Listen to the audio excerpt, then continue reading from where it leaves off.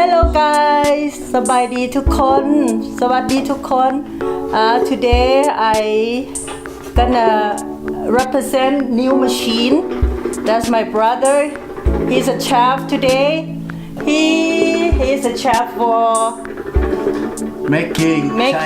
Chinese sausage. This one right here, it will turn out to be like this. From it's raw, dried, and then well cooked, deep fried, or stir fried. It's best with stir fry. It's like Chinese people. It's gonna be good. บ่ท่าซื้อบ่ซื้อไผละเฮ็ดกินเองละมานี่รวยสิรวยบัดนี้ละเรียนเซฟเงินไว้เรียนเซฟเงินไว้ไปเที่ยวเซฟเงินสิพากันไปเที่ยวแต่ไฟปีหน้าเลยเนาะภาษาไทยเขาเอิ้นหยังก็ยุ่งยากเนาะภาษาไทยเขาเอิ้นหยังเนาะไส้กรอกหวานโมเมนต์เฮ้ยเข้าไปใส่กรอก Here, this is what he's making right now. Chinese brand. You have in Thailand? ใส่กรอกหวาน โบแบบไทยเอิ้นคุนเชียงคุนเชียงภาษาจีน จะขับมาซื้อใหม่ This brand new ไทย machine. เอิ้นคุนเชียงก็อ่อนปากเป็นอย่างไรกล้องกันโดนแต่ว่า what you doing what your daddy doing ไอ้อีแบบน้อยเอ้ยเอาผัวเฮ็ดใส่กรอกหวานเมียเฮ็ดยำปลาหมึก Yes. เฮ็ดแข่งกันสิกินเป็นกินไป แล้วมากินดินนะน้ำกันกินข้าวแดงตอนนั้นบอกเลยเอามาตอนนั้นแผนกหนึ่งตอนนี้แผนกหนึ่งแผนกนี่กำลังสิย่ำปลาหมึกมาเลยมากินน้ำกัน แล้วก็ไปตากมันแบบนี้เห็ดแล้วเราก็ไปตากมัน อันนั้นเป็นเห็ดอันนี้เอาซีดขึ้น มาชีนใหม่เหรอ เอาใส่ซีด ได้มาชีนใหม่อีก แต่ซีมาชีนในจะเอาอันนะมันติดแล้วต้องใส่ซีด เห็ดใส่อัวบานแบบท้องจีนใส่อัวจีน ภาษาลาวหวานภาษาไทยกุนเชียง เอาเห็ดใส่อัวหวานชุบเชียง แต่กุนเชียงภาษาไทย English English ซา size Chinese sausage Chinese มันเขียน sausage แต่ว่า California sausage Chinese Federal sausage Chinese pork sausage yes and my goddaughter helping his daddy her I mean her daddy people might help you and Let's see that. See this beef right here? I'm gonna roll it up so I can do the casing. กันก่อนนี่ บัดทานบัดไว้ไว้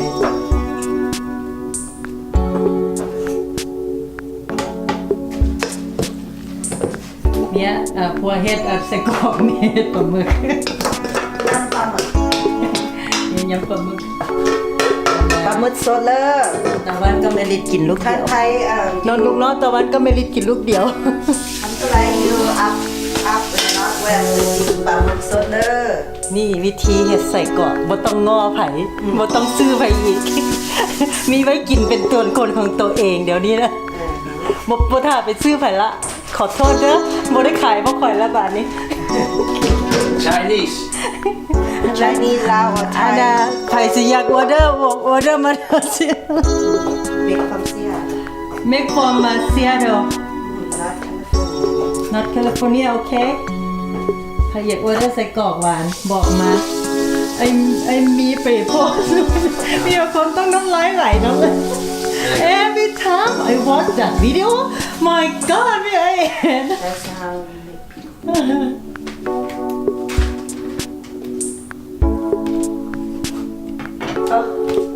อันหน้าคือจีนโมเมนต์หน้าคือเบียดเลย หน้าโมเมนต์จีนเลยหน้าโมเมนต์หน้าอันน่ะโซอย่างกับคนเบียดอยู่แต่ว่าหน้าโซจีนเลย ใส่กับมือเลยตีเฮ็ดจะได้เข้าสิบอย่างนั่ง เขาบริจาค เฮ็ดแบบล่างๆนี่แหละเนาะ เฮ็ดขายเฮ็ดขายให้คนกันเอง เฮ็ดคนกันเอง ก็ได้ขาย บ่ได้เฮ็ดขายข้างขายเลยจึงใส่เกลือ เฮ็ดให้คนบ้านกิน บ่ต้องหาไปซื้อคนน่ะนะ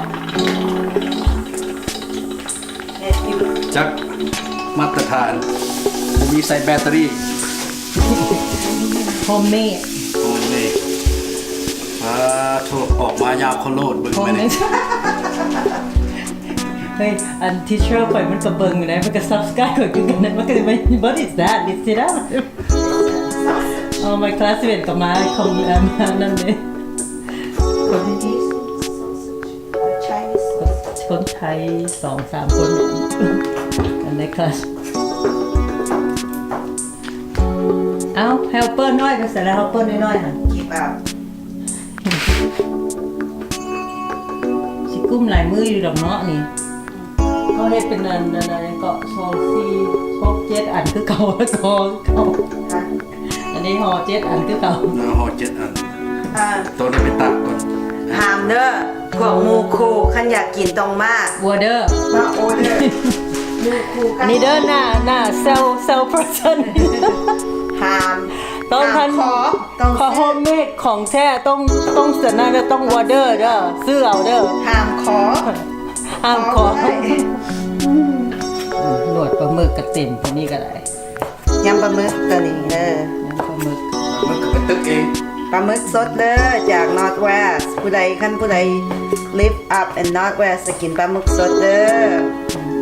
เจ้าของผู้ตึกเมนยูหันล่ะเฮ็ดซอสอะไรเฮ็ดซอส นี่ก็เป็นตึกเอง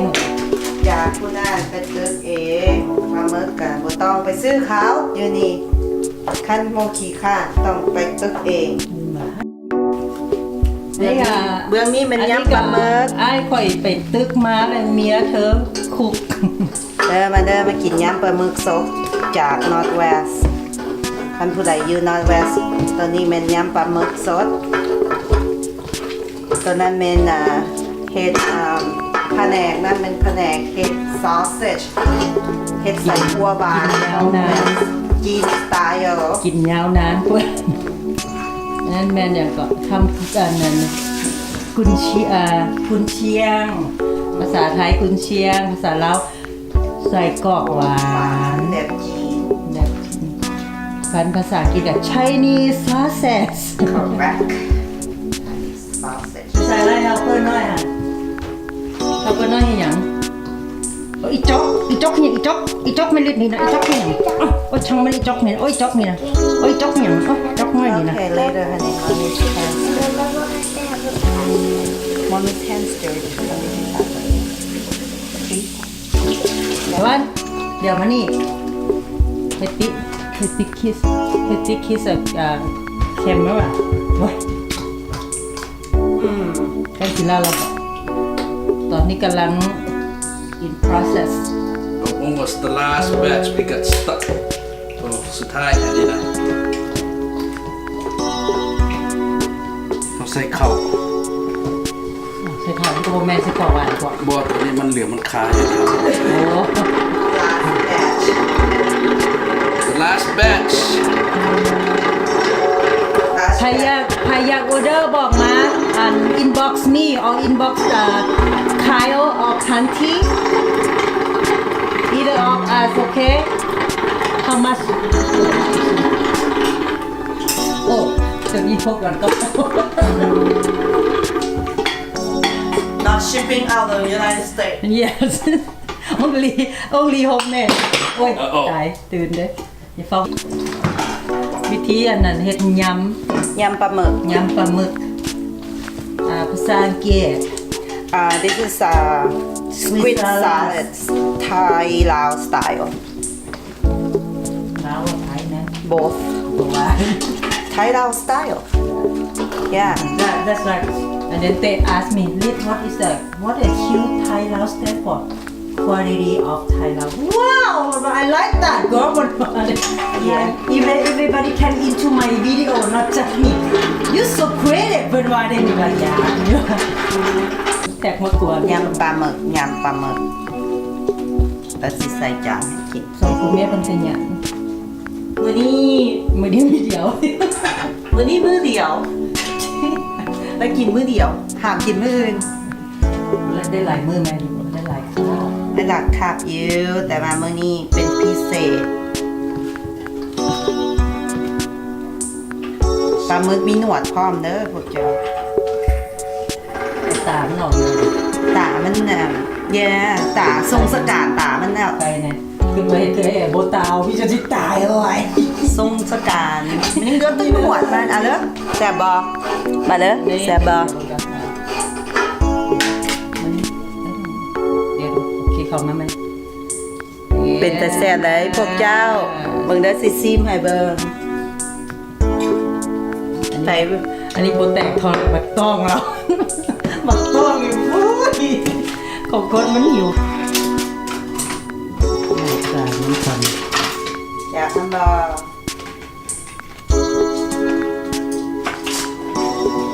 ดูเด้อค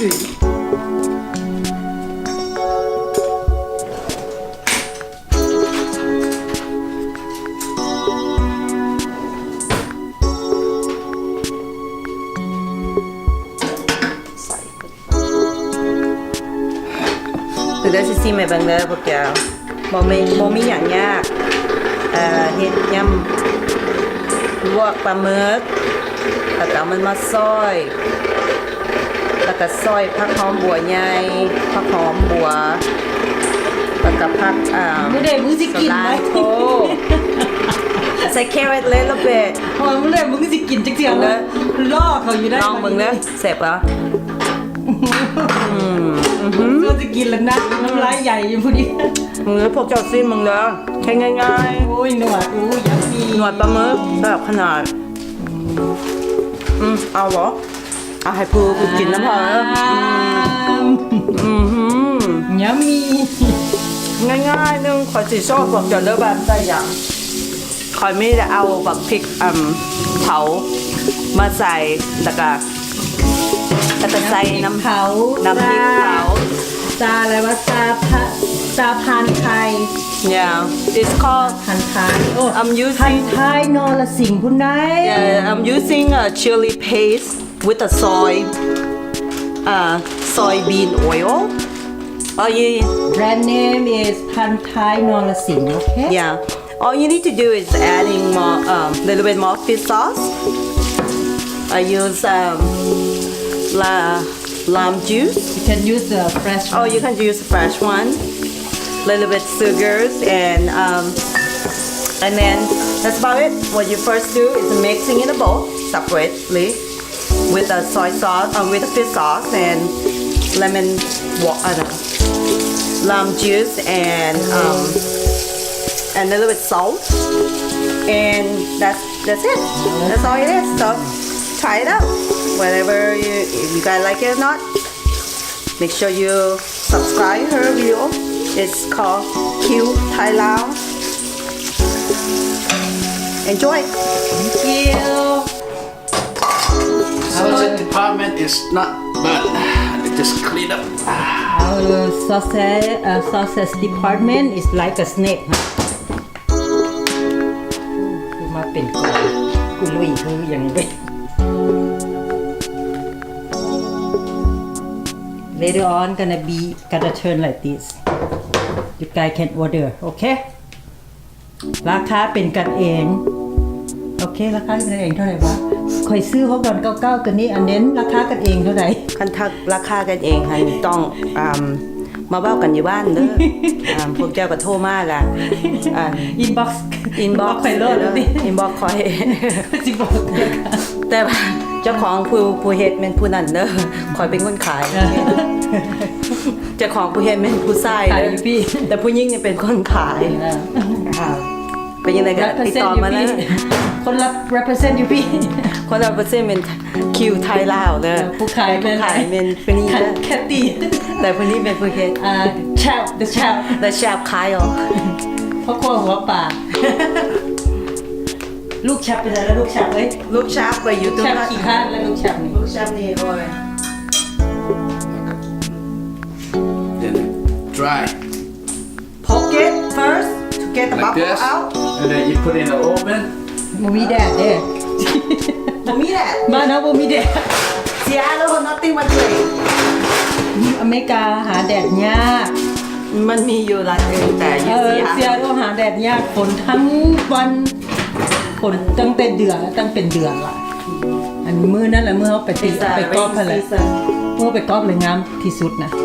Yeah it's a rain season Okay, so- we are in process right now. Wait until everything done and then it's gonna become like this. And then I will show you guys later on, okay?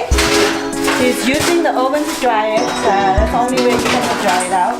But if you're making a regular sausage, you don't have to dry it out. But this type